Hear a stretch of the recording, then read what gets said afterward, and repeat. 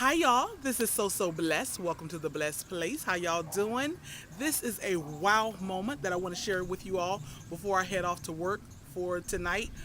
But first of all, let me welcome you to the first day of spring. I know some of you are still experiencing winter, and here it feels like summer. But it is the first day of spring, so I welcome you. So let's spring up and go forth. Okay, wow. I was thinking about how so many times we are discouraged, waving at my neighbor.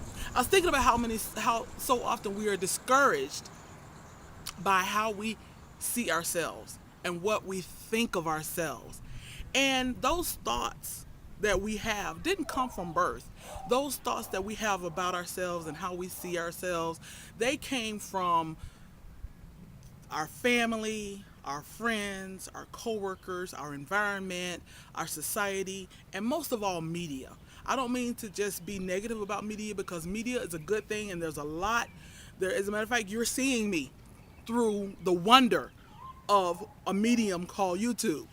So media is a wonderful thing. So I don't mean to just be negative about media, but to be honest, a lot of the way we see ourselves come through the eyes of media and things that we see in media and what media defines as what is beautiful, what media defines as what is successful, what media defines as what is happiness and what is joy. And therefore we define ourselves by those definitions that media, that family, that friends, that careers have given us. And we have to learn how to define what is happiness, what is joy, what is success, what is love, what is beautiful. We have to define those things for ourselves. And I was thinking about a Bible story that is so appropriate for this wow moment.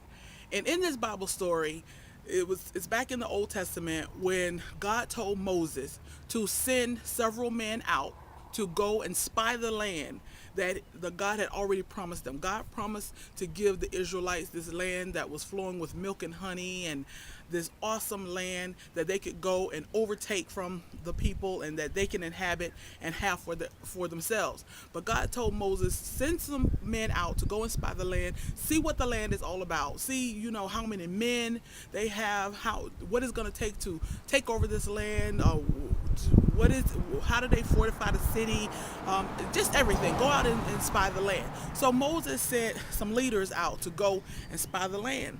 And those men went out, and they went out for about 40 days, and they spied the land, and they came back and gave a report to Moses and the other Israelites. And in this report, almost all the spies, except for Caleb, all the spies said that they're that they couldn't overtake the land. They say, sure, the land is flowing with milk and honey, and the land they brought back fruit to show these beautiful fruit that the land has, and they gave a report about these giants that are in the land and how that it was impossible, and they talked about the obstacles that couldn't be overcome to take over this land and inhabit it. But Caleb said that we can take the land. But in this is the part that I want you to realize. This is the wow moment. These men said that when they were spying the land, they came back and their report was, we were like grasshoppers in our own eyes. And therefore, that's what we look like. That's what we look like to them. And the spies that came back with this report, they allowed the the inhabitants of this land to tell them what they look like. They said we look like grasshoppers in our own eyes. And that's what happens to us in real life and in our lives, is that we have a certain way that we think about ourselves, and then we will look at TV and we will look at print magazines, and we will look at commercials and all of that, and they would tell us what is beautiful. And if I don't fit that mold or that definition of what is beautiful, then I change my opinion about myself and I am no longer beautiful. You know, you could think you look good. You say, "Oh, girl, you look good. Oh, you're looking fine today." And then you go out or you see a commercial of some bikini clad woman, or you go out and you see other women, or you look at something on television, or you look at magazines, and then you start changing your opinion of yourself.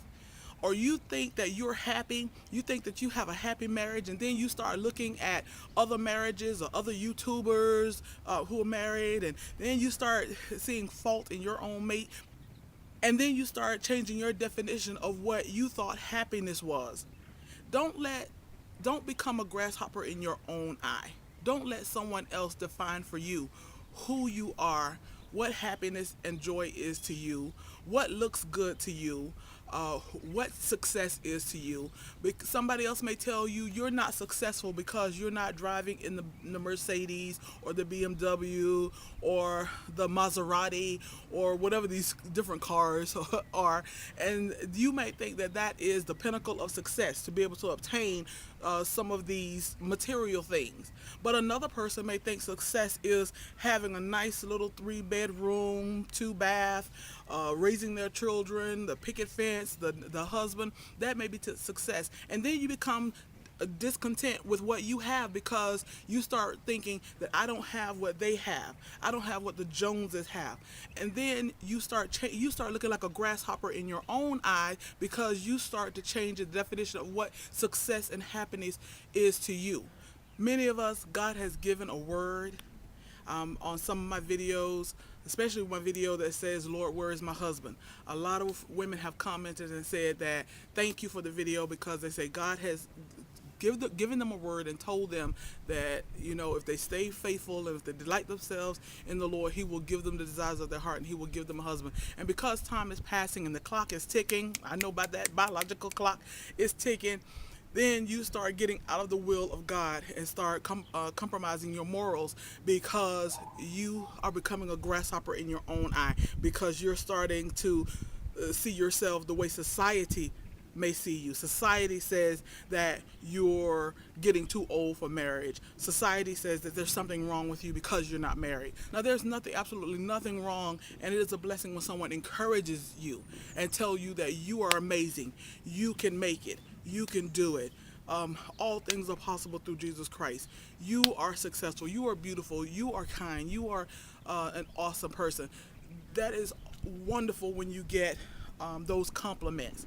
But even those compliments, don't just relish those compliments and believe those compliments simply because someone else told you that. You have to know that for yourself. I am so humbled by the compliments that people give me, but I also already know who I am before I turn on this camera. And I know that I'm not the grasshopper that media tries to say that I am. And I hope you understood that word, because I'm not quite sure if it came out and if I conveyed it quite like it was in my heart and in my head. Okay, love y'all. Y'all be blessed.